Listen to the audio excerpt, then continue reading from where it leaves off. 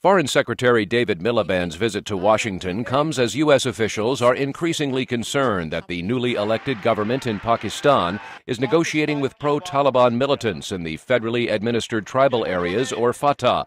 The Bush administration fears a peace deal could allow the Taliban insurgents and al-Qaeda terrorists time to regroup and plan attacks from their safe havens on the Afghan-Pakistani border.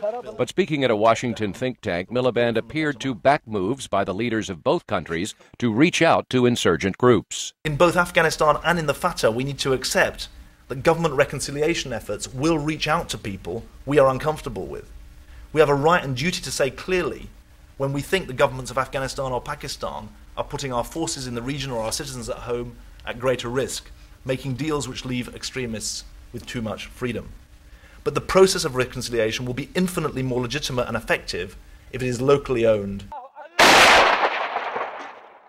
Miliband says both Afghanistan and Pakistan need effective security forces to take on, with international help when necessary, those committed to violence.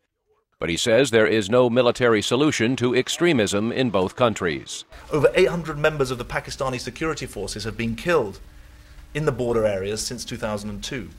Yet, in that time, the extremist threat has grown. So we need to separate those determined to impose their views by force of arms from those willing to accept the freedoms and limits of the constitutional order. Miliband says democracy is not, as he put it, an overnight sensation. He says it sometimes takes decades or even hundreds of years to fully develop. Meredith Buel, VOA News, Washington.